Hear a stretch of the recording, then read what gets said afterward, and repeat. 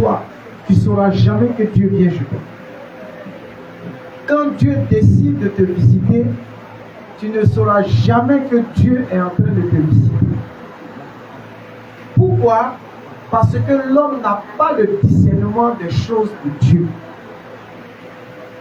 Dieu peut rentrer chez toi, ou bien il peut venir te visiter, mais tu ne sais même pas que le Seigneur est venu te visiter. C'est pourquoi la Bible dit que sans qu'on s'en rende compte, à cause de notre manque d'hospitalité, des anges sont passés dans la maison, mais n'ont pas reconnu que les anges sont venus pour les visiter. Si vous remarquez bien, Jésus a fait 3 ans et demi. Et après les 3 ans et demi, il a pleuré. Et dans les pleurs, il disait à Israël, tu n'as pas reconnu le temps de ta visitation. Maintenant, voilà ce qui va t'arriver, voilà ce qui va t'arriver, parce que simplement Israël n'a pas reconnu le temps de sa visitation. Il y a 2 sortes de temps. Il y a le temps physique, c'est-à-dire de 0h jusqu'à minuit, de 0 jusqu'à 0, on appelle ça de 0 à 24 heures. Ça c'est le temps physique. C'est ce qu'on appelle le temps chronos. Où on dit le chrono, mettez chrono. Les gens courent comme le chrono. Amen. Et après ça, il y a ce qu'on appelle le temps kairos. Le temps kairos, c'est ce qu'on appelle le temps de Dieu. Amen, amen. Amen. Et le temps de Dieu se manifeste dans le temps chronos. Est-ce que vous comprenez un peu? C'est-à-dire, Dieu décide, par exemple, de vous visiter. Il va utiliser le temps chronos, parmi les 24 heures là. Il va utiliser une partie pour te rendre visite. Maintenant, comment je vais savoir que Dieu... Amen. Comment je vais savoir que Dieu est en train de me rendre visite? Comment? Demande à ton voisin, comment tu vas savoir que Dieu est? C'est ça la question. Oui ou non? Comment tu vas savoir que Dieu est en train de me rendre visite? Je vous donne un témoignage. Il y avait, ça s'est passé à la Rivera, il y avait un jeune qui venait à l'église. Quand il vient à l'église, là, il danse. Amen. Il passe son temps à danser. Voilà. Amen. Alléluia. Amen. Il passe son temps à danser. Chaque jour il danse, dimanche même il danse. Donc tout le monde, vous voyez quand quelqu'un danse à l'église, tout le monde le connaît. Vous allez voir le guécheur. Donc quand il vient, il guéche son mal à l'église, tout le monde le regarde. Donc, il y a des soeurs qui étaient dans les services d'ordre. Il avait une soeur, puis il allait vers elle. Et puis il dit à la soeur que, ah soeur, vraiment je veux te voir parce que vraiment tu sais que j'ai des sentiments pour toi, je veux qu'on soit ensemble. Elle dit, carrément, viens de lui là. Donc vous voyez que comme il danse à l'église, on le voit bizarre. Donc du coup, la soeur a rejeté. Elle allait exposer ça à ses soeurs. Oui, à l'église, il y a toutes les copines. Ouais. Elle n'avait pas exposé ça à ses copines. Et ses copines disent, mais il y a quoi? Le gars est venu te voir, pourquoi tu fais? Elle dit, non, carrément. Les trucs de la honte, elle n'aime pas ça. Ah! Ok, il n'y a pas de souci. Donc le gars s'est détourné, elle s'est détournée du monsieur. Et il y a une de ses amies qui lui disait, il faut écouter comme elle dit, non, si tu veux le prendre là, prends le cadeau. Ok. Donc le gars a commencé à s'intéresser, le jeune pardon a commencé à s'intéresser à, comment on appelle ça? À sa copine. Donc un jour, il invite la copine à la fille chez lui à la maison. Il dit, je vais te présenter, tu vas venir. Non, je t'invite, on va sortir pour manger. Voilà comment c'est passé. Donc elle arrive et elle arrive devant un portail. Il dit, c'est là que j'habite. Tu arrives, tu sors et puis tu m'appelles. Là, elle voit le gardien. Elle dit, c'est ici le frère X habite. Elle dit, le gardien de lui, c'est ici qu'il habite. Attends. Est-ce que c'est chez lui, ou bien il est chez sa tante, ou bien il est chez son oncle? Non, parce qu'elle n'arrive pas à croire. Vous voyez, c'est bizarre. C'est bizarre, hein? Donc, le monsieur dit non, c'est chez lui, c'est ses parents. Elle a tiqué. le jeune, elle rentre. Et il s'est sapé ce jour-là.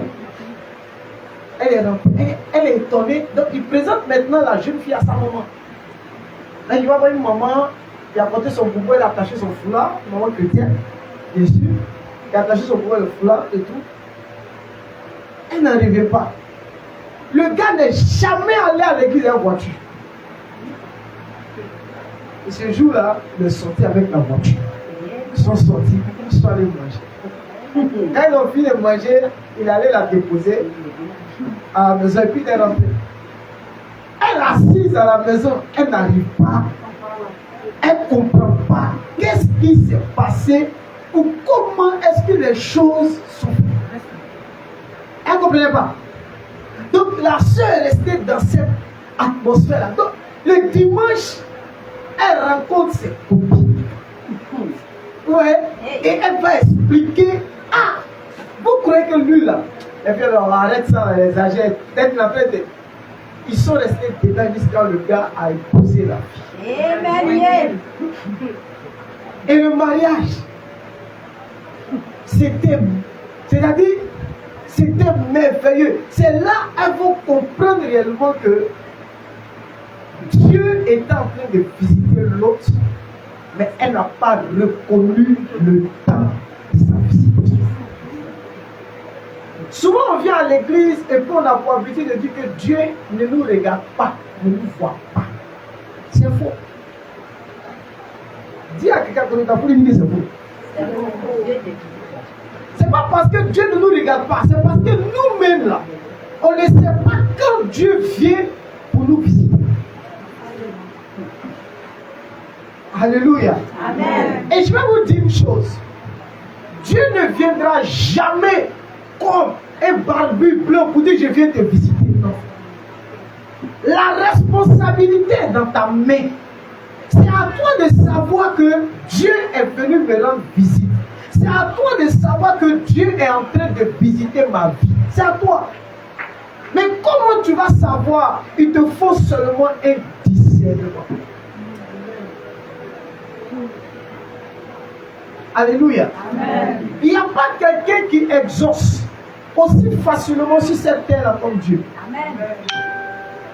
Mais c'est parce que nous-mêmes, on n'est pas déjà disposé pour comprendre combien Dieu est en train de nous visiter. Comment est-ce que Dieu est en train de passer pour nous faire du bien? On ne sait pas.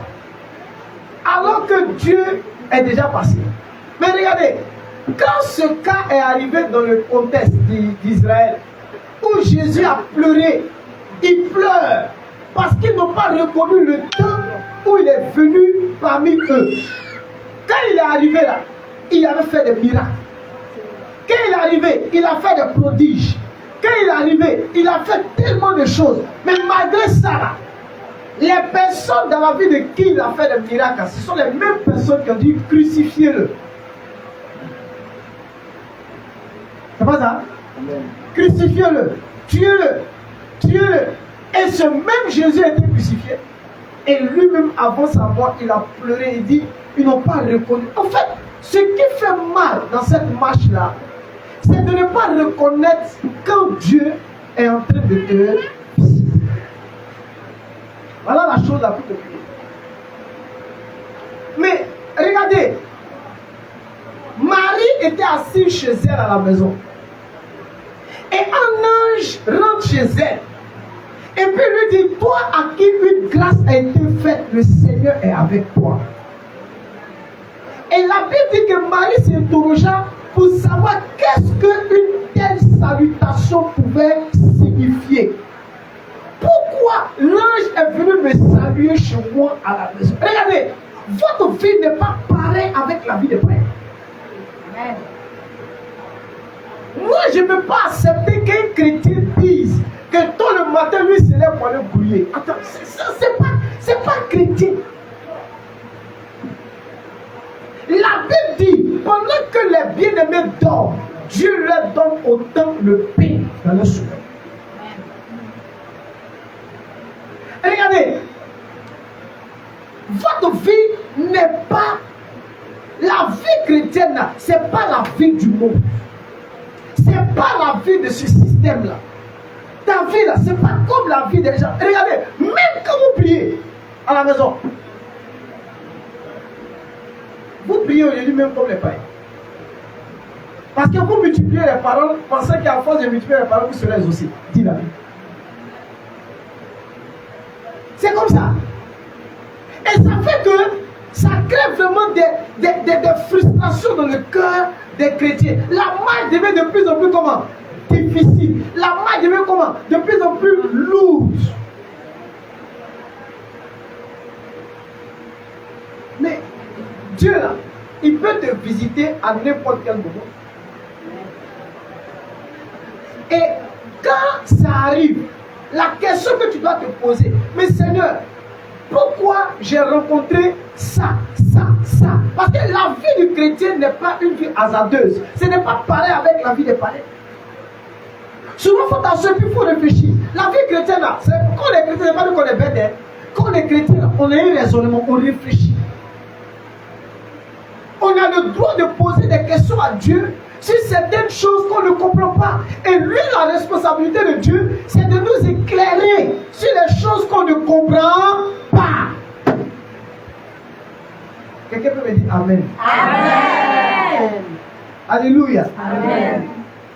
On ne comprend pas. Mais vous que je regarde ici là, si vous ne comprenez pas quelque chose tout à l'heure, vous allez dire Seigneur, je ne comprends pas.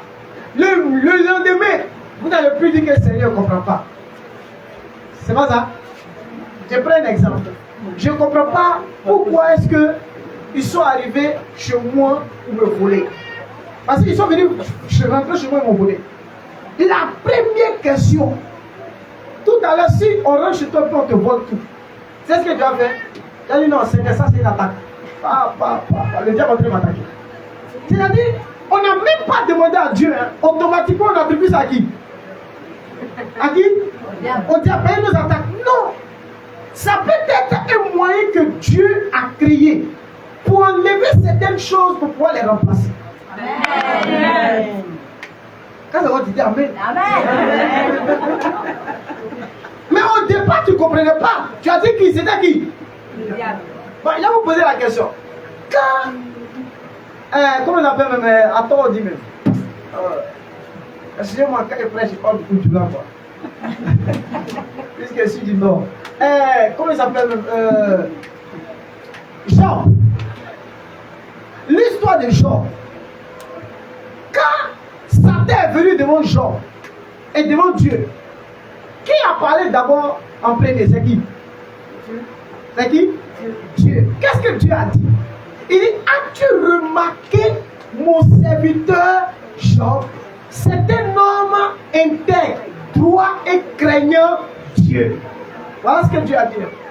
Maintenant, qu'est-ce que Satan a dit? C'est parce que ta main est sur lui là, que tu penses qu'il te crée et tu penses qu'il est intègre, tu penses qu'il est droit. Mais enlève un peu ta main, tu vas voir, il va te régler.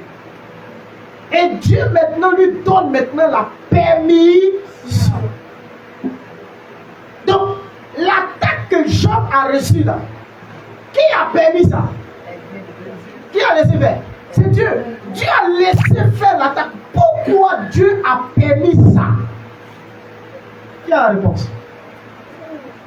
Pourquoi Dieu a permis à Satan d'attaquer Job? Il a tout enlevé. Il a enlevé ses biens. C'est pas ça? Après, il a enlevé quoi encore? Ses enfants. Après, il a enlevé quoi encore? Non, il n'a pas laissé sa femme. C'est un mec qui est parti. C'est une femme, elle là, quand c'est bon, elle est là. Quand c'est pas bon, elle s'en va. Il a enlevé sa soeur. Donc, il a tout pris. Mais la Bible dit, malgré tout, Job ne pécha point et Job n'a pas renié Dieu. Mais à la vérité, ce que vous devez comprendre, c'est que l'épreuve que Job est en train de traverser là, ce n'était pas une épreuve en vain. En réalité, Dieu est en train de prouver l'intégrité et la droiture de Job. Je vous dis, vous qui êtes assis ici là, quand Dieu vous éprouve là, vous savez pourquoi? Il ne vous éprouve jamais pour vous éprouver. En réalité, Dieu veut faire ressortir des valeurs en vous. Dieu veut faire ressortir des choses précieuses en vous. C'est pourquoi la Bible dit, il sait néanmoins quelle voie j'ai suivi, et s'il me prouvait, je sortirais pur comme de l'or. Mais moi-même qui suis pasteur ici devant vous, là, je ne serai pas devant vous ici. Si moi-même, Dieu ne m'avait pas éprouvé. Si moi-même, Dieu ne m'avait pas fait passer par le creuset.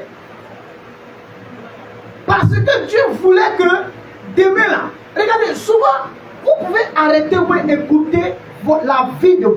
Non. Faut pas... Regarde, il faut arrêter. Regarde, est-ce que tu sais que tu peux détruire, par toi, tu peux détruire la vie de quelqu'un sans t'en rendre compte? Jonas, Dieu dit, va à Ninive, il va à Tarsis. Alors que les gens attendaient. S'il ne partait pas là, il y a des gens qui allaient mourir. Souvent là, par notre manque d'obéissance à la parole de Dieu, notre manque d'obéissance à la voix de Dieu, ou notre incompréhension vis-à-vis des choses que Dieu est en train de faire dans notre vie là, on est en train de gâcher la vie des gens.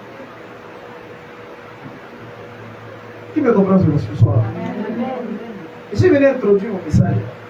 J'ai commencé l'introduction. Maintenant, chacun, à la fin là, chacun va donner le thème. Ah, vous savez pas ça? Ils me connaissent, quand moi ils prêchent, souvent ils ne donnent pas de thème. Ça leur fait qu'ils vous demandent le thème, c'était quoi? Alléluia. Amen. Alléluia. Amen. Donc, c'est important dans la vie de dire à Dieu, pourquoi ça là, c'est arrivé dans ma vie? Et si tu n'as pas de réponse, pas attendre la réponse. La vie chrétienne, ce n'est pas une course. Quand une course à presser. C'est-à-dire que tu n'es pas obligé de faire. Ah, oui, il a demandé à Dieu là. Bon, Dieu t'a dit quoi? Bon, maman, toi tu as vécu quelque chose, puis tu as demandé à Dieu, il t'a répondu. Comment toi tu demandes quelque chose à ton papa à la maison, mais maman, attends, la maman qui est dans le moment ici, bon, maman, toi tu es une maman, je viens, ah maman, vraiment je suis venu t'expliquer un fait. Tu vas écouter, et puis après tu vas faire quoi? Tu vas lui donner une réponse. Mais c'est comme ça que Dieu il fait. On va voir une histoire dans la Bible. Une histoire pareille. Cette histoire parle de ta vie. Cette histoire parle de ma vie et parle de notre vie. Dieu là, ce n'est pas quelqu'un qui est méchant. Dieu là n'est pas quelqu'un qui est mauvais. Mais Dieu là, il a des principes et des règles que si on respecte, vous allez voir que on n'aura même pas besoin de crier, Dieu, pourquoi tu ne m'as pas fait ça? Pourquoi tu ne m'as pas fait ça? On ne va pas venir ici dire Asinita, Bonita. On va se réjouir parce que Dieu a commencé à faire des choses dans nos vies. Amen. Quelqu'un me comprend ce soir? Amen. Qui a sa Bible ce soir? Amen. Bon, ouvre ta Bible dans le livre de Josué.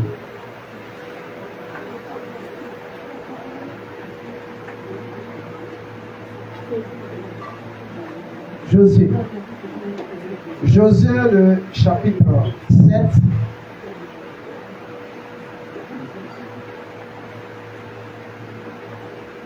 Verset 1 jusqu'au verset 5. Celui qui a trouvé comment la lecture? Vas-y, lis. Je lis la Bible. Vas-y. Josué chapitre 7, le verset 1. Écoutez bien, vas-y. Les enfants d'Israël commirent une infidélité au sujet des choses dévouées par interdites. Akan fils. Regardez. Akan, Le premier verset, là, attends, ma fille. Le premier verset, c'est le résumé. On dit les enfants d'Israël commirent une infidélité au sujet des choses dévouées par c'est-à-dire ils ont commis une faute. Et les fautes qu'ils ont commises, on appelle ça les choses dévouées par interdit. Dieu a dit, par exemple, ne rentre pas ici. Je vais vous expliquer une chose dévouée par interdit sur la terre, puis tu vas continuer. Regardez, moi je suis chrétien. Parce que moi un peu, en tant que chrétien, je n'ai pas le droit d'aller dans une boîte de nuit. C'est une chose dévouée par interdit. Donc, si je rentre dedans, c'est vous-même qui allez dire, ah, comment, et puis c'est pas quelqu'un, c'est les gens qui sont dit, mais toi, mais comment toi tu es chrétien, puis tu rentres ici? C'est pas ce qu'ils vont dire, c'est les païens qui vont dire ça. Pourquoi? Parce que les païens se disent que c'était que quand quelqu'un est chrétien, il ne doit plus, ce n'est plus son milieu. Donc, les boîtes de nuit sont des choses dévouées par interdit. Donnez-moi un autre lieu dévoué par interdit. le lieu où il y a la prostituée. C'est un endroit dévoué par exemple, on dit ça c'est un bistrot où c'est les prostituées qui sont dedans. Où est à Bangkok, en Thaïlande. À Bangkok, là, les prostituées sont mieux rémunérées que les fonctionnaires. Donc, elles gagnent leur vie mieux que les fonctionnaires. Et puis c'est les prostituées qui sont en bonne santé. Hein. C'est pas les prostituées. Par exemple, comment on appelle ça même? Sur les Champs-Élysées en France, il y a des prostituées qui sont arrêtées là. Mais tu ne vas jamais savoir quelles sont les prostituées. C'est-à-dire, quand vous allez, si vous ne faites pas attention, vous n'allez pas savoir. Hein. Elles sont assises, là, elles sont bien propres. Ce sont les filles de l'Europe de l'Est. C'est-à-dire les Tchèques, les Albanaises, comment on appelle ça? Elles viennent et puis elles s'asseyent. Donc quand vous marchez sur les Champs-Élysées, vous voyez qu'elles sont alignées. Elles ne sont pas alignées pour dire venez, venez, non. Mais les voitures qui viennent, c'est-à-dire c'est les grandes marques, c'est-à-dire les Bentleys, comment on appelle ça? Les grandes marques, c'est les Arabes, vous connaissez les Arabes, non? Les Qataris, pardon, comment on appelle ça? Les Arabes, ils viennent des grandes voitures. Et puis, ils savent, c'est parce qu'elles se connaissent, elles montent et puis elles s'en vont. Amen, amen. Donc, on a rencontré une Ivoirienne qui était dans le même lot. Et elle dit qu'une nuit, elle peut gagner 10 millions. En une nuit, 10 millions de nuit. Amen, amen. C'est que sur les Champs-Élysées, en une nuit, 10 millions. C'est qu'elle a fait son truc et puis elle s'en va. Après, elle a. Mais elles ont l'argent. Mais les appartements où elles vivent, ce n'est pas des petits appartements. Elle ne vit même pas en banlieue. Elle vit même en plein Paris. Elle peut te louer l'appart de 2 à 3 000 euros par mois. Mais parce que c'est qu'elle gagne en une journée, c'est beaucoup. Donc, ce sont des lieux qu'on appelle des lieux dévoués par interdit. Et c'est ce que Israël a fait. La Bible dit que les enfants d'Israël ont commis une infidélité aux choses dévouées par interdit. Ici, dans ce texte-là, Dieu leur a dit que allez-y prendre, comment on appelle ça, vous allez aller en guerre, vous allez avoir la victoire, mais il y a des choses à ne prenez pas, ne touchez pas. C'est-à-dire c'est des interdits établis par la parole de Dieu qu'on ne doit pas toucher. Et malgré ça, eux, ils ont commis ça. Et c'est ce que la Bible appelle une infidélité. Continue, vas-y. Akan, fils de Carni, fils de Zabdi, fils de Zérach, de la tribu de Juda, prit des choses. On dit qu'il a pris des choses. Vas-y. Des choses dévouées. Et la colère de l'Éternel s'enflamma contre les enfants d'Israël. Donc qu'est-ce qui s'est enflammé? La colère. La colère de Dieu s'est enflammée contre les enfants d'Israël parce qu'ils ont pris des choses qui sont dévouées par interdit. Vas-y. Au verset 2. Josué envoya à Jéricho des hommes vers Aï, qui est près de Beth-Aven, à l'orient de Bethel. Il leur dit, montez et explorez le pays. Et ces hommes montaient et exploraient Aï. Au verset 3, il revint auprès de Josué et lui dit, il est inutile de faire marcher tout le peuple. 2 ou 3 000 hommes suffiront pour battre Aï. Ne donne pas cette fatigue à tout le peuple, car ils sont en petit nombre. Au verset 4, 3 000 hommes environ se mirent en marche. Mais ils prirent la fuite devant les gens d'Aï. Au verset 5, les gens d'Aï Excusez-moi. Les gens d'Aï les tuaient environ 36 000 hommes. Ils les poursuivirent depuis la porte jusqu'à Shebarim et les battirent à la descente. Le peuple fut consterné et perdit courage. Attends, amen. Regardez, nous on va en guerre. Et puis ceux vers qui on s'en combattre là, on dit ils sont Par exemple, donnez-moi un petit nombre. 300. Maintenant, nous, on est 100 000. Nous, on s'en va et puis on échoue. Est-ce que c'est normal? Alors que Dieu leur avait dit que allez-y en guerre et vous allez remporter la guerre. Dieu a dit qu'ils allaient remporter. Mais ils ont échoué pourquoi? Moi, voilà la question que je me pose. Regardez, Dieu parle. Dieu dit va en guerre. Tu vas remporter la victoire. Maintenant, tu t'en vas et puis tu échoues. C'est bizarre. Hein? Je prends un exemple. Voilà un autre exemple. Hein? Tu es en train de prier et puis Dieu dit bon, va et puis rentre à l'ambassade. Tu auras le visa. Et puis tu rentres, tu échoues. Qui ment? C'est qui ment? C'est Dieu qui. C'est comme ça qu'on va juger. Parce que c'est lui qui m'a dit de partir. Je m'en vais puis j'échoue. Mais regardez, dans la manière dont eux ils partaient là, c'est ça qu'ils devaient regarder. Dieu dit allez-y. Maintenant regardez, la Bible dit Josué, il est fâché. Comment Dieu nous parle? Il nous dit d'aller en guerre. On va en guerre et puis on échoue. Comment Dieu nous donne des paroles et puis on se lève et puis on échoue? C'est absurde, c'est anormal. Pourquoi? Toi qui es l'enfant de Dieu, on va en guerre et puis on échoue. C'est ce qui s'est passé avec le cas de Josué. Ils ont échoué, c'est pas normal. Au verset 6, pardon. Au verset 6. Regardez ce qui se passe. Josué déchira ses vêtements et se prosterna jusqu'au soir le visage contre terre devant l'arche de l'Éternel. Donc il s'est prosterné pendant combien de temps? Toute la journée, il est resté devant, il a commencé à déchirer. Il dit joli habit là. Il a commencé à déchirer ça. Habit de Josué, c'est joli, hein? Amen. Il déchire tout habit là. Et puis il se prosterne devant l'Éternel. Lui, vas-y. Lui et les anciens d'Israël, ils se convirent la tête, ils se couvrirent la tête de poussière. Donc, ils ont pris poussière et puis ils fait ça sur les têtes comme ça. Ils fait ça sur les têtes comme ça. Ils fait ça sur les têtes comme ça. Ça, c'est une pratique jusqu'à aujourd'hui qu'elle fait en Israël. Ça, je vais vous dire une chose. Ils prennent le sable. Les juifs orthodoxes, quand vous allez en Israël, les juifs orthodoxes, quand ils veulent faire du mal à quelqu'un, ils prennent le sable au cimetière et puis ils fait ça sur les têtes. Et puis ils vont prononcer le nom de la personne. Dis que la personne va mourir. Ça, comment on appelle ça? Sorcellerie. Ça, c'est les juifs orthodoxes qui font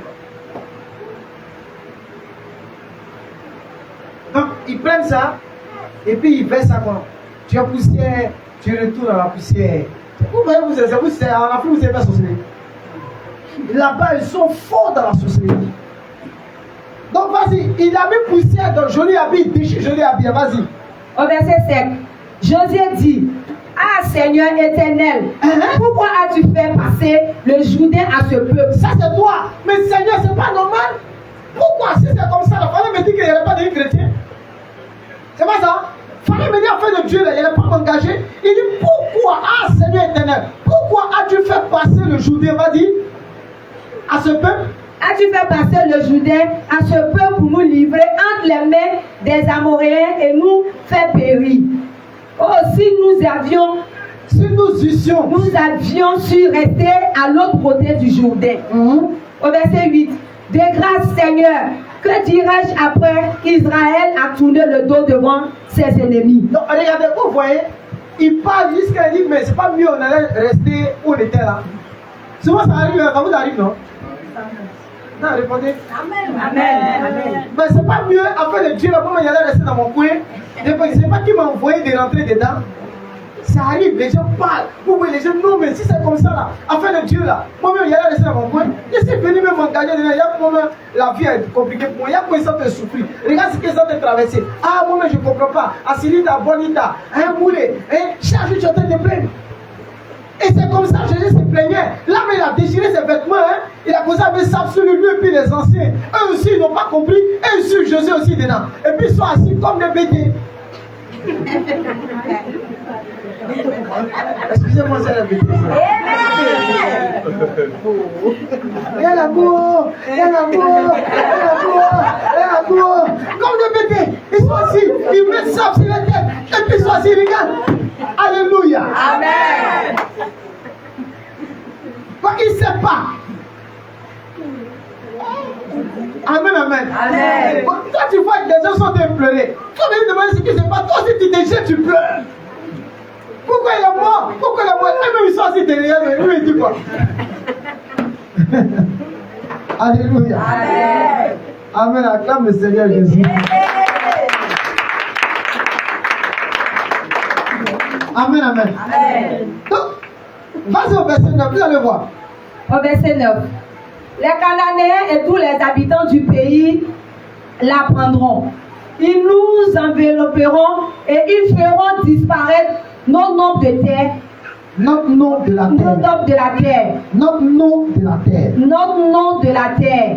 Et que feras-tu Oh, ma fille, pour ton grand? regarde. Il faut respecter la ponctuation. Ok.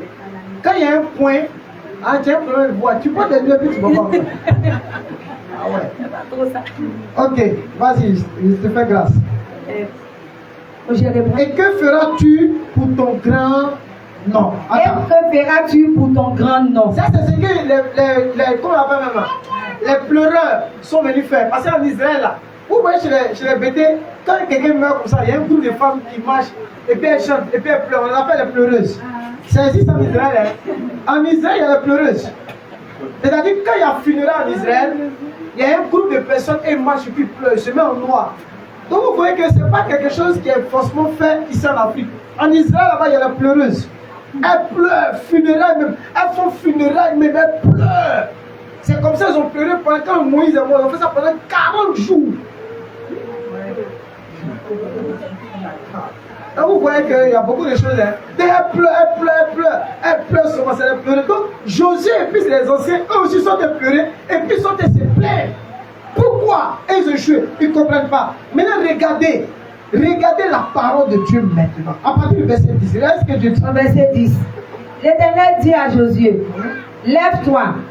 Pourquoi restes-tu ainsi couché sur ton visage? Hey! Il dit, tu es couché là, il y a quoi?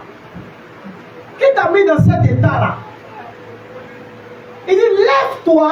Pourquoi es-tu couché? C'est pas ça? Sur ton visage. Vas-y. Au verset 11. Israël a péché. Donc ça veut dire qu'ils ont échoué. Pourquoi? Pourquoi ils ont échoué? Parce qu'Israël a fait quoi? A péché. Donc l'échec du peuple d'Israël venait de quoi?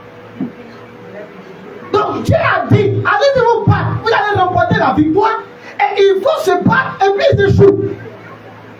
Donc quand ils échouent, qu'est-ce qui se passe? Ils ne comprennent pas, ils vont se plaindre. Maintenant Dieu va montrer la cause de leur échec. Dieu va révéler le problème de leur échec.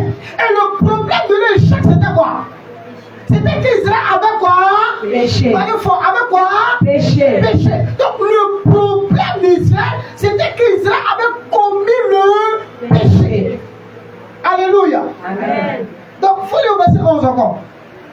Israël a péché. Hein? Ils ont transgressé mon alliance que je leur prescrite. Hein? Ils les ont. Non, ils ont pris des choses. Ils ont pris des choses dévouées par interdit. Hein? Ils les ont dérobées et ont dissimulé. C'est-à-dire ils ont volé les choses et puis ils ont caché. Et ils les ont cachées parmi leurs bagages. Donc vous voyez la faute là. C'est-à-dire qu'ils ont volé les choses puis ils ont mis ça dans leurs bagages. Il y a des choses qu'ils ont volées, ils ont caché, ils ont mis dans leurs bagages. Mon frère, quelqu'un dans ta maison, et regarde, tu as ton enfant qui s'est volé quelque chose puis il met ça dans ta maison puis il cache. Mais attends, c'est pas quelque chose qui est bon pour ta maison. Même quand tu vas commencer à prier, cette chose-là sera comme un problème dans ta maison. Parce que Dieu va te dire, ma fille, pendant que tu t'es prié, il y a quelque chose qui est dans ta maison, c'est pas bon. Parce que si Dieu ne te parle pas, ça va devenir un problème pour toi demain. Donc le problème d'Israël, c'est qu'ils ont caché des choses que Dieu avait interdites. Ils ont caché. Dis comment ils ont caché des choses. Ils ont caché les choses. Il n'y a pas quelqu'un qui a plus de secrets que l'homme. Oui. Vous qui êtes assis ici, nous tous qui sommes assis ici là. Chacun a une vie privée. Amen. Cette vie privée là, même ton mari ne peut jamais rentrer là-bas. Même toi-même, même Dieu, tu ne donnes même pas la permission à Dieu d'entrer là-bas. Les portes sont fermées et les clés ont été jetées dans la mer. C'est ta vie qu'on a privée. Et il y a des choses, il y a des secrets qu'on cache. Il y a des choses qu'on cache. Et quand on prie, quand on crie à Dieu, mais on oublie qu'on a caché des choses secrètes. Israël a caché des choses en secret. Et ces choses qu'ils ont cachées là, ces choses étaient un obstacle. C'est pourquoi ils n'ont pas pu remporter la victoire. Je vous dis, regardez. Alléluia. Ce qui a fait obstacle, c'était quoi? Le péché. C'est tout. Écoutez, le péché empêche Dieu d'agir dans ta vie. Gloire à Dieu. Amen. Et parfois, il y a des choses que Dieu veut réaliser, mais il ne peut pas. Parce qu'il trouve un obstacle. Ésaïe 59 dit, la main de Dieu n'est pas courte pour agir. C'est pas ça? Amen. Ni ses oreilles dures pour entendre nos prières. Mais ce sont nos fautes et nos crimes qui cachent la face de Dieu. Amen. C'est ça le problème. Il y a nos fautes, il y a nos crimes qui cachent la face de Dieu, qui empêchent Dieu de nous voir. Regardez, vous pouvez se voir à maison et puis prier, et puis Dieu ne vous voit pas. Amen, amen. Amen. On peut crier, être à l'église, crier à Dieu, et puis Dieu ne nous voit pas. Pourquoi Dieu ne me voit pas? Parce qu'il y a des choses qui cachent, qui empêchent Dieu de me voir. Qu'est-ce qui, regarde, demande à ton voisin, qu'est-ce qui empêche Dieu de te voir? Alléluia. Amen. Non, il faut bien lui demander, regarde bien dans ses yeux, il faut lui parler. Qu'est-ce qui empêche Dieu de te voir? Frère, Dieu dit, je viens pour combattre pour vous. Dieu dit, je viens pour combattre pour le peuple. Mais quand il arrive, il voit qu'il y a de l'interdit. Il voit qu'il y a un obstacle. Il voit qu'il y a un blocage. Mais Dieu se retire. Il n'y a pas quelque chose qui fait peur comme ça. Frère, soeur, il n'y a pas quelque chose qui fait peur. Ça fait comment? Il a dit quoi? Il a dit quoi? Que Israël a fait quoi? Ah, péché. Deuxième point, écoutez-moi bien. Alléluia. Amen. Regardez. Dieu, vous ne pouvez pas combattre le diable. Vous ne pouvez jamais combattre le diable s'il y a de l'interdit dans votre vie. Alléluia. Amen. Je vais vous donner un témoignage où, vous voyez, souvent on est dans nos églises, on aime faire, comme vous appelez ça, un combat spirituel. Et tout le monde se lève, les gens sont en lutter. Satan, mais mon frère, la Bible dit, Jésus a dit, il dit le diable vient, mais il n'a rien à... Ça veut dire quoi? Ça veut dire que quand le diable vient contre toi, là, il cherche quelque chose qui lui appartient. La seule chose qui donne la force à Satan dans notre vie, contre nous, contre nos églises, contre notre marche, vous savez c'est quoi? C'est le péché. Amen. Il n'y a pas quelque chose qui affaiblit la vie spirituelle d'une église comme le péché. Il faut dire à ton voisin, c'est le péché qui affaiblit. C'est le péché de la famille. Regardez, le diable là, c'est ce que je dis tout. Il y a des je mène, il y a des combats, je ne mène pas. Il y a des combats, je dis aux gens de ne pas mener. Parce qu'il faut s'assurer que toi là, Dieu et toi là, vous êtes en paix. Dieu et toi là, il n'y a pas d'interdit. Dieu et toi là, ça va. Avant d'aller au combat. Ma fille, mets une pause. Prends ta Bible dans Jacques 4. Jacques chapitre 4.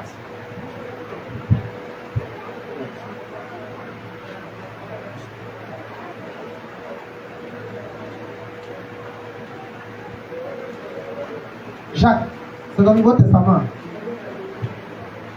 Jacques 4.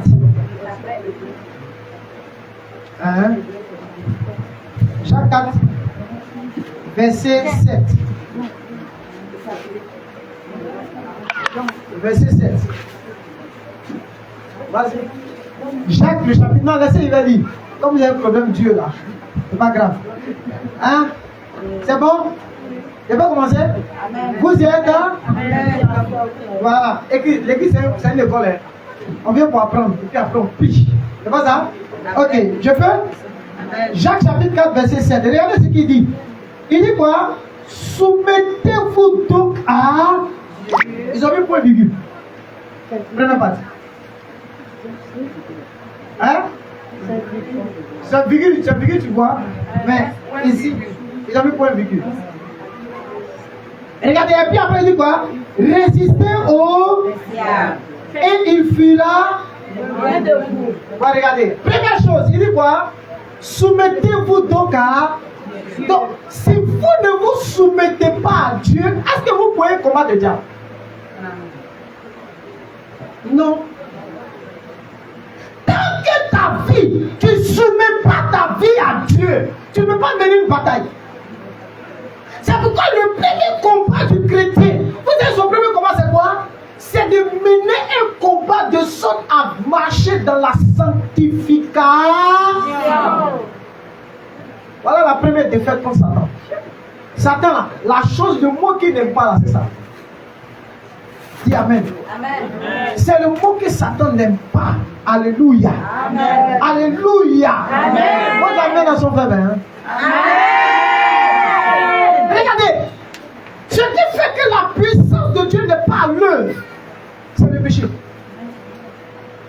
Ce qui fait que le diable a un pouvoir, ce qui fait que le diable règne, ce qui fait que le diable, quand il s'élève, on a été prié. Oh, Satan, Satan, Satan, je te lis, je te chasse, je te trône ici, je t'envoie ici, je t'envoie ici. Le diable, ça se fait, il a dit, viens. Toi aussi, tu as parlé. Attends, Satan lui a dit, les autres, ils parlent, toi aussi, tu as parlé. Mais dès que tu finis de dire ça là, tu es assis en boîte. Oui ou non? Tu es assis en boîte. Mais pourquoi aujourd'hui on est faible, spirituellement parlant on est faible? Pourquoi aujourd'hui, même quand le sorcier rentre chez vous à la maison, hein? Il vous paralyse. Dans ta maison, depuis dans ta famille, là, tu sais qu'il y a les sorciers. Tu es là, il fait feu. Arrive un moment, arrête de mettre le feu, éteins. Et puis toi-même, assois-toi, il faut mettre le feu en toi. Mets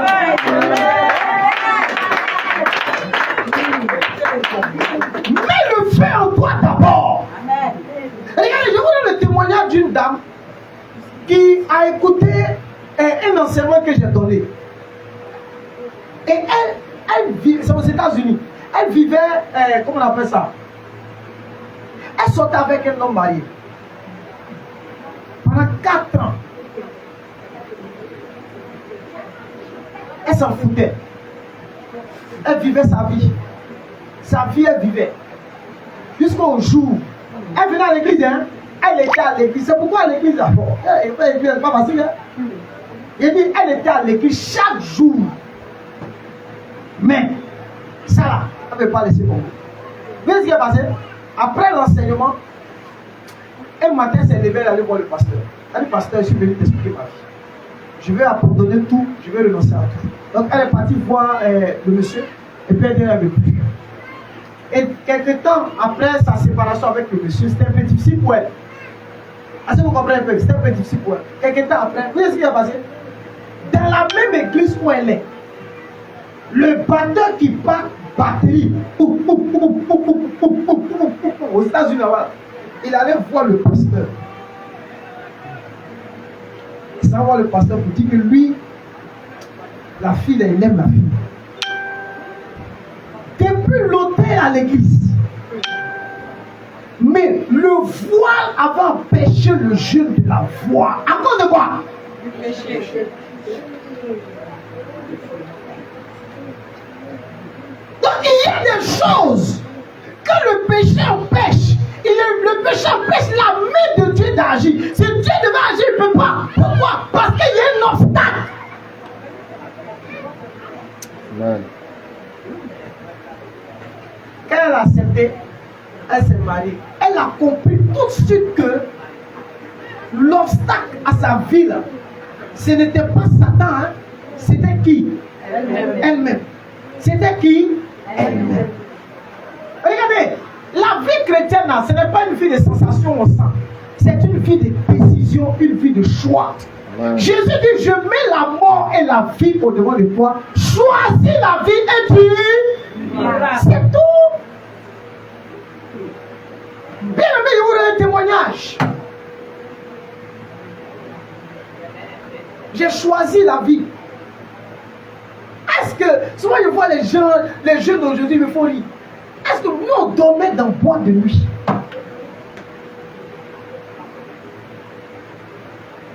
Bois de nuit. C'est que les dormeurs là, c'est nous. Mais le jour, il est venu se présenter. Il a dit, les gars, moi, je ne vais plus. Ce n'est pas une histoire de... Ça fait mal, c'est vrai. Dans les débuts, tu vas sentir la douleur, c'est normal. Toute séparation crée une douleur. Quand un garçon vient te dire le plus de toi, là, tu sais toi combien de fois tu es assis dans le secret, tu es en train de pleurer, tu es sur des larmes, on sait combien, même paquet de clignets, ça ne suffit pas pour essuyer tes larmes.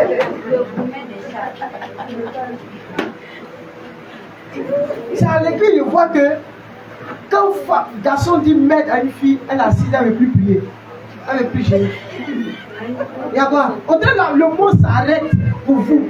Là, vous ne connaissez pas où? Allô, amigo. Alléluia. C'est là, assis là. Non, je ne comprends pas. Je ne comprends pas. Je ne sais pas. Je ne peux plus vivre. Je ne peux plus vivre. Je ne peux plus vivre. Toi, c'est à cause des garçons, toi tu fais ça. C'est le garçon qui a mangé ta vie. Il a mangé toute ton âme. Au point où tu as assis là, tu trembles. À cause... Dis à quelqu'un à côté de toi, là, connais-toi toi-même. Non, dis à quelqu'un que tu connais toi-même.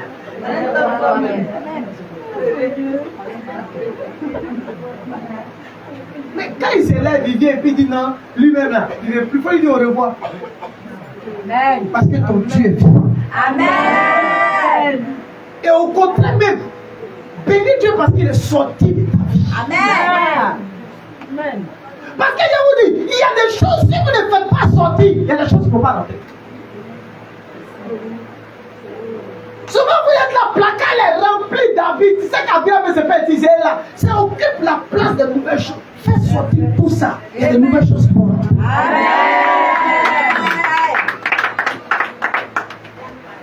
Mais comme l'homme n'aime pas les nouvelles choses, il aime toujours ce qui est ancien. Vieux. Vieux, ce qui est ancien là. Il est dedans. Afin de Dieu là, c'est pas compliqué. C'est nous-mêmes, on met le feu sur le diable. Avec le feu, on doit mettre ça sur nous pour nous briser. Israël a péché. Voilà pourquoi Dieu dit, vous ne pouvez pas résister à vos ennemis. Écoutez, la sorcellerie va être dans ta famille. Tu ne peux pas les vaincre aussi longtemps que tu te trouves dans une position qui ne plaît pas à Dieu. C'est tout. Ça, on ne va pas tourner par 4 chemins ou même vous envoyer passer par là. C'est la clé pour amener Dieu à avoir les regards sur toi. Même le grand prophète Esaïe, le grand prophète, il a prophétisé chapitre 1, chapitre 2, chapitre 3, chapitre 4, chapitre 5. Mais quand ils sont arrivés au chapitre combien? 6. La Bible dit, l'année du roi, le temps où le roi Osée est mort, j'ai vu le Seigneur. Esaïe a commencé à trembler sur lui. Il dit, mes yeux ont vu le roi des rois. Et l'ange lui dit, ton iniquité est ôtée.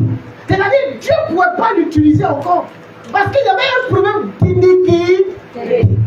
C'est là que Dieu dit, mais attends, qui veut je vais envoyer? Esaïe dit, mais non, me voici, envoie-moi. Donc, c'est que depuis, on ne t'a pas envoyé. Gloire à Dieu. Bien aimé. Bien-aimé. l'obstacle majeur à notre vie, ce qui fait que ta prière n'a pas de poids, ta prière n'a pas de force, ta prière n'a pas de pouvoir, ta prière ne peut pas délocaliser Satan, ta prière ne peut pas déranger les gens, ta prière ne peut pas. Ce qui fait cela, c'est le péché. C'est tout. Souvent là, vous-même là, apprenez à croire en vous. Apprenez à croire en toi. Alléluia. Amen. Il y a une dame qui m'appelait une fois et elle me dit, pasteur, vraiment dans ma famille ça ne va pas. Moi je n'aime pas les problèmes de famille. Vous savez pourquoi? Les gens mettent leurs problèmes sur les problèmes de famille, mais ils ne se remettent jamais eux-mêmes en cause. Nous dans nos familles là, c'est comme si, c'est comme ça. Mais si moi j'étais là comme moi et ma famille, t'as pas peur. Chez nous là, nous on dort, puis c'est pas mal chez nous. Quand on est assis à la maison là, quand la grand-mère fait son bruit là, le serpent il balaye, puis il descend. Et puis il vient s'asseoir. Ah, non mais tu vois, quand tu as parlé de famille.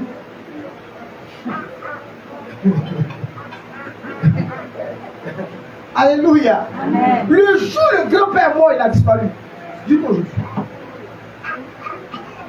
Mais quand on rentre dans la chambre du grand-père, non, on a trop peur. Il est couché sur le grand-père. Canari, on va puiser l'eau pour boire dedans. Il y a un serpent à l'intérieur. Tu as peur. Et que tu mets dedans et puis tu as à boire. Il y a serpent dedans. Autour, il y a nada. Si chacun veut parler de sa famille, on s'en sortir. Non. Elle dit, nous, dans notre famille là, les gens ne se marient pas. Elle dit, oui, les gens ne se marient pas, tu veux quoi? Elle me dit, non, je suis avec un monsieur là, vraiment, il faut prier. Il dit, je ne prie pas pour toi. Ce que tu vas faire là, prends une décision et puis pars. Tu vas voir ce que Dieu va faire. Amen. Souvent, il y a des délivrances qui commencent par la décision. Amen. C'est ça. Parce que pendant que tu es là, tu es en train de bloquer tellement de choses. Tu es en train d'empêcher tellement de choses. Parfois Dieu veut se manifester, parfois Dieu veut agir, mais il ne peut pas. Parce qu'il voit que jusqu'à présent, là, tu n'as pas laissé la drogue, tu n'as pas laissé la cigarette, tu n'as pas laissé tout. Mais attends, tu veux quoi? Tu veux quoi à la fin? Écoutez, c'est nous qui sommes sales, mais Dieu n'est pas sale. Amen. Gloire à Dieu. Amen. Il est tellement propre que tout ce qu'il veut, c'est que nous aussi nous soyons comment? Propres. C'est tout. Souvent quand on parle de ça, les gens disent non, papa il veut nous condamner. Je ne condamne personne. La Bible dit qu'il n'y a point de juste, pas même ceux. Tous ont péché et sont privés de la gloire de Dieu. Nous tous ici, personne n'est quitté au ciel. Hein? Personne n'est quitté au ciel. C'est tout. Carrément, quand tu prends moi, mon enfant, tu dis, elle va le mettre à chercher. On réclame. Oui, va chercher ton enfant. Où il est là? Va prendre, si c'est ta fille, va la prendre, il faut la faire rentrer à la maison. Il marchait, puis il y a une dame qui est venue me dire, ah, papa, il dit, j'habite à la ici, il dit, j'habite à qui? Il dit, j'habite à mon mari. Il dit, pas, j'habite à qui ton mari? Depuis quand? Elle dit, arrête ça là, prends tes bagages, retourne à la maison. Elle a pris ses bagages, elle retourne à la maison. Vous savez ce qui est passé? Le gars est revenu. Parce que quand il est là, il s'en fout. Il s'en fout. Il y a un même, il maltraitait la dame jusqu'à... Hé, maman, une maman de combien d'années? Elle est maman, elle est dans la maison là, des grands enfants là. Il n'a jamais... Comment n'a pas fait? Foutaise, que quand il vient, il dit, qui t'en elle a quitté, elle est partie en famille. Il a vu que la femme n'est pas là. Il sent qu'il y a un vide dans la maison. Il dit, allez, papa. Il a allé faire ce qu'il doit faire. Mais, s'il n'avait pas pris de décision, il n'allait pas faire. Arrivé un moment, il y a des décisions que vous devez prendre. Parce que ce sont des décisions qui vont changer votre histoire. Amen. Et regardez, ils ont voté une loi hier en France. On dit la loi de aide à mourir. C'est-à-dire quand quelqu'un est malade, il faut l'aider à mourir. Il souffre tellement, il faut l'aider à mourir. Ils ont voté la loi. C'est-à-dire qu'on peut aider les gens à mourir. Mais c'est une décision qui sera appliquée. Et elle sera applicable partout. C'est pas une décision. Écoutez, il n'y a pas quelque chose qui pourra changer si vous ne prenez pas les décisions. Amen. Décidez dès ce soir. Décidez dès aujourd'hui. Vous allez voir que les choses vont changer dans votre vie. Amen. Vous allez voir la main de Dieu qui va descendre. Vous allez voir les regards de Dieu. Vous allez voir la puissance de Dieu dans votre vie. Dis à quelqu'un à côté de toi, décide. La décision peut être difficile, mais si tu vois qu'elle est noble, elle va permettre à Dieu de te regarder, prendre la décision à cause de Dieu. Amen. Amen. Frère, le jour où j'ai pris la décision, ils m'ont fait asseoir à la maison. On me dit qu'il faut faire un choix. Il dit choisis Jésus. On dit prends tous tes bagages et sors de la maison. J'ai bien préparé mon sac. J'ai porté mon sac, j'ai partais sans savoir où j'allais. Il a dormi où? Un jeune comme moi en son temps. Mais je suis parti. Mais imaginez-vous que je ne partais pas. Et puis il restait du bon qui est compris. J'allais le pasteur aujourd'hui. J'allais être en train de prêcher devant vous. Regardez comment vous-même vous bloquez votre avenir, votre destinée. Vous-même. Par le fait que vous refusez de prendre des décisions. Amen, amen. Maman, ma fille est quelque part avec eux. Ils sont de la maltraiter. Ils sont de la maltraiter. Et puis je lui demande il y a quoi? Elle dit papa, c'est mon mari. Le gars n'est jamais venu voir mon papa. Il n'est jamais venu voir ma maman. Il s'en fout même de mes parents même. Quand il parle comme il fait. Attends. Mets-le au pas. Dis à quelqu'un qui connaît pas, mets-le au pas. Mets-le au pas. Et vous n'avez pas entendu, hein? Mets-le au pas. Maintenant, si c'est une fois, il dit mets-la au pas. Mets-le au pas. Alléluia. Amen. Alléluia. Amen. Regardez. Tu peux aimer la prière, mais ta prière est bloquée. Tu peux aimer la prière, mais la prière est bloquée. C'est comme moi. Il y a une seule chose que je fais dans ma vie. Je me traite chaque jour. Seigneur, est-ce que je n'ai pas fait ça? Si vraiment j'ai fait, je ne demande pas. Moi, je ne veux pas contre le diable d'abord. Hein. Je veux contre moi d'abord. Je m'examine. Je calcule ma vie. Seigneur, la solution que je vais vous donner là, c'est la repentance.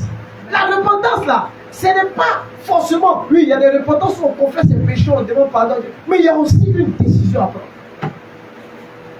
Et là où c'est le plus dur, c'est de prendre des décisions. Amen. Mais cette semaine, toute cette semaine, je serai à vous, pour vous aider. Je ne suis pas venu pour vous condamner, mais je suis venu juste vous aider à prendre des décisions. Personne n'est né du ciel. Nous tous, on est quittés sur la terre. On était des pécheurs patentés. Mais nous voulons aussi vous aider à saisir la grâce de Dieu pour que vous aussi, vous soyez des chrétiens qui plaisent au Seigneur Jésus. Amen. Vous soyez des chrétiens de sorte que quand maman commence à prier, elle prie. Alléluia. Amen. Est-ce que quelqu'un me comprend ce soir-là? Amen. Quelqu'un me comprend ce soir-là? Amen. La solution pour toi ce soir, c'est de passer par la repentance. La repentance, ce n'est pas le fait de dire Éternel mon Dieu, tu vas passer, ah voilà, j'ai péché, non. On s'assoit au calme et puis on réfléchit sur sa vie. Ça là, c'est dans ma vie. Ça là, c'est dans ma vie. Ça là, c'est dans ma vie. Comment il va faire pour mettre fin à ça? C'est pour ça que je suis arrivé pour vous aider. Amen. J'ai prié Dieu, mais il a parlé. Demandez-le, est-ce qu'on a donné le thème? J'ai cherché le thème. Pendant que moi-même je suis un jeune, j'ai cherché le thème. Depuis, on a commencé jeune quand le 12 janvier. Depuis le 12 janvier, moi-même je sais que j'ai cherché le thème pour vous. Mais je ne trouve pas le thème. Pendant le jeûne, jusqu'on a fini le jeûne, jusqu'à quand même, on dit c'est quand? Mercredi 25. 25. C'est lundi que j'ai eu le thème. Mais moi-même, depuis le 12 jours, quand je suis en jeûne, je suis toujours en jeûne. Hein. Je ne peux pas arrêter mon jeûne, je suis toujours dans le jeûne. Mais depuis dans le jeûne, elle ne m'a rien donné. Jusqu'à lundi hier. Vous voyez comment Dieu il fait ces choses.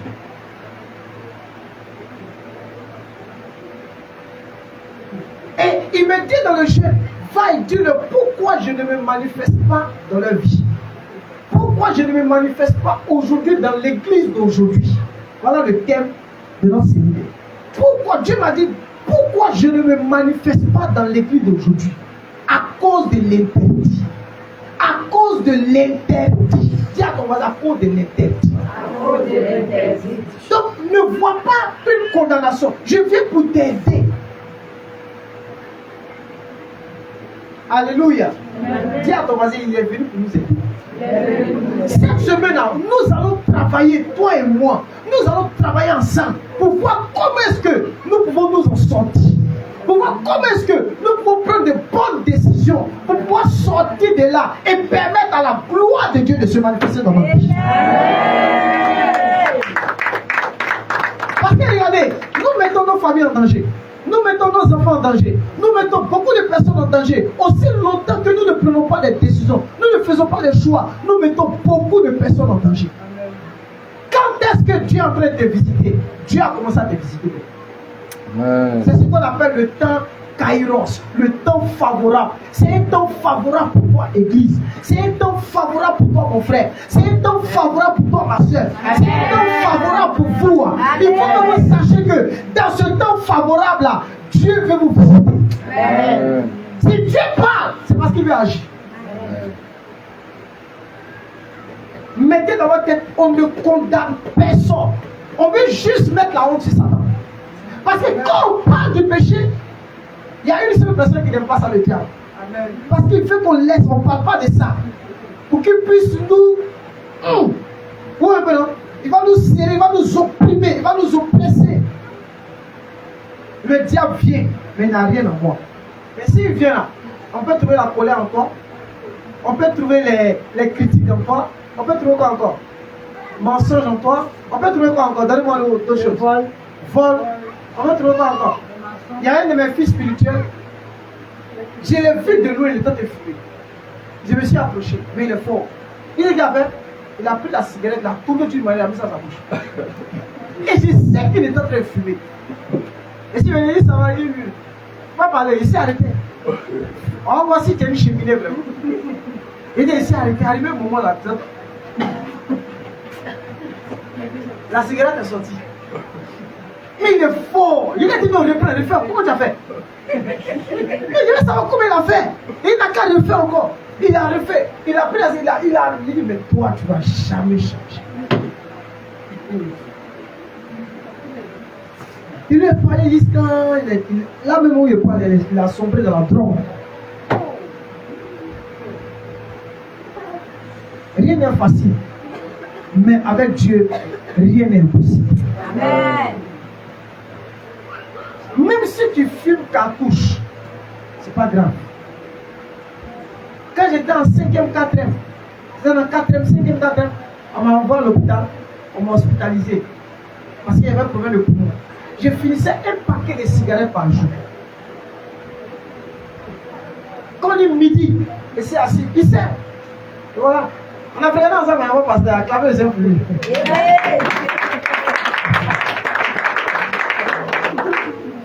Mais quand il s'est assis comme ça, midi et deux là, non, on ne veut pas tout complet, Johnny Walker. Il s'est assis comme puis il boit, liqueur, puis il s'est fumé. Quand tout est fini là, il m'a fait couler.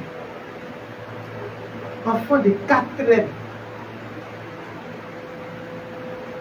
Le jour où ils m'ont attrapé, il dit, je suis tombé là, maladie sur moi, quand on va à l'hôpital. Mais le médecin m'a dit, mais monsieur, tu vas gâcher ta vie.